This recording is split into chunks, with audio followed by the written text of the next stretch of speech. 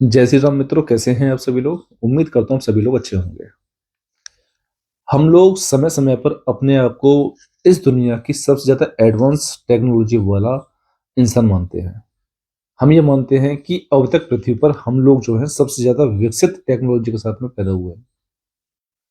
हमारे पास वो सारी सुविधाएं हैं, हम वो सारे काम कर सकते हैं जो आज तक किसी ने नहीं किए।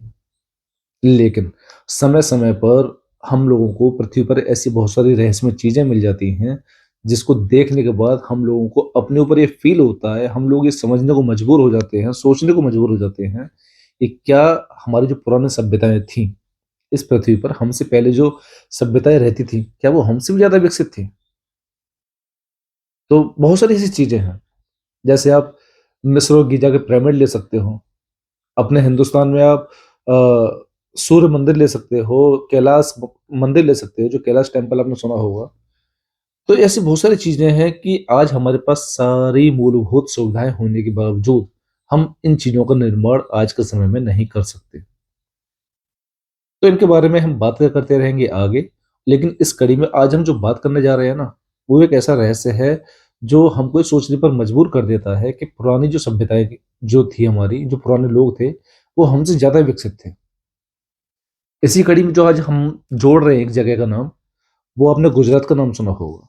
द गुजरात में एक सोमनाथ मंदिर का निर्माण हुआ था काफी पहले। सोमनाथ मंदिर एक ज्योतिर्लिंग है, हमारे भोले बाबा के 12 ज्योतिर्लिंग है, आपको ये पता होना चाहिए। तो 12 ज्योतिर्लिंगों में सबसे पहला जो माना जाता है वो है हमारा सोमनाथ।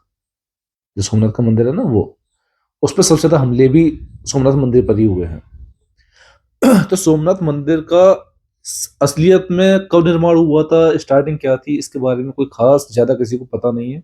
लेकिन बताया जाता है कि चंद्रदेव ने इनका निर्माण करवाया था। और इस पे जो लास्ट जो काम हुआ है सोमनाथ मंदिर पर, वो हुआ था 1951 में। तो सोमनाथ मंदिर पर एक स्तंभ है जिसको हम बाण स्तंभ के नाम से जानते हैं। उसका रहस्य क्या है,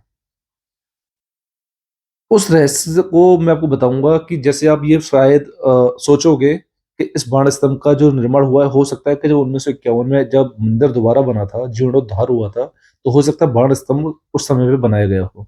ऐसा नहीं है।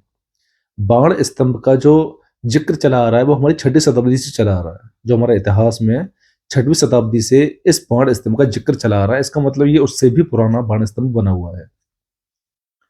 तो बाण स्तंभ है क्या, और ये रहस्य इसमें है क्या चीज। तो बाण स्तंभ क्या है कि जो सोमनाथ का जो मंदिर है ना, वहां पर समुद्र के किनारे पर है। तो वहां एक बाण स्तंभ का इसलिए नाम दिया गया है क्योंकि वहां एक स्तंभ है। उस स्तंभ पर एक पृथ्वी के आकार का, गोल आकार का एक पृथ्वी का रूप दिया गया है। और उसमें एक बाण बनाया गया है जिसका जो तीर की जो दिशा है, वो सीधे समुद्र से दक्षिण ध्रुव की तरफ जा रही है। और उस बाण स्तंभ पर एक श्लोक लिखा हुआ है। और क्या श्लोक लिखा हुआ है, उस पे लिखा हुआ है, आस मुद्रांत दक्षिण ध्रुव पर्यंत अबाधित ज्योतिर्मार्ग। इसका क्या मतलब हुआ।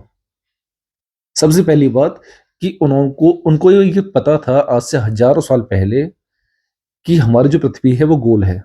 क्योंकि जो उन्होंने स्तंभ बनाया था उसके ऊपर जो पृथ्वी जो बनाई थी वो उन्होंने गोल बनाई थी।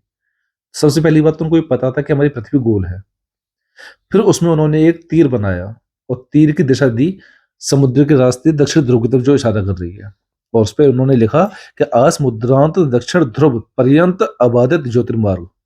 इसका यह मतलब हो गया कि इस बिंदु से दक्षिण ध्रुव तक सीधी रेखा में एक भी सॉरी बाधा नहीं है। और समुद्र में बाधा का क्या मतलब होता है, समुद्र में बाधा का मतलब होता है कोई भी भूखंड।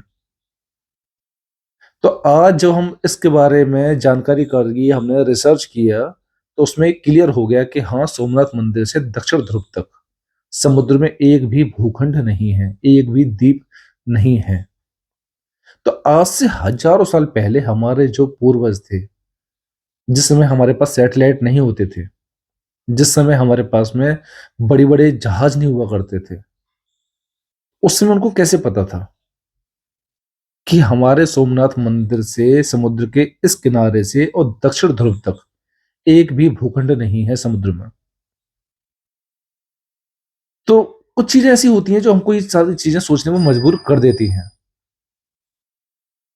तो बहुत सारी जो चीज़ें हैं जिनके बारे में अगर हम सोचें, समझें, तो उनको देखने के बाद लगता है कि हमारी जो पुरानी सभ्यताएँ हैं ना, वो हमसे ज़्यादा विकसित थीं। तो इस कड़ी में आपको आज की जानकारी कैसी लगी? अगर आपको ये आज की जानकारी पसंद आती है, तो आगे भी हमसे ऐसी जानकारी के लिए हमसे जुड़े रहिए और हमारे चैनल को अपना प्यार देते रहिए और हमसे राम-राम बोलकर अपने जीवन में आगे बढ़ते रहिए। जय श्री राम, हर हर महादेव।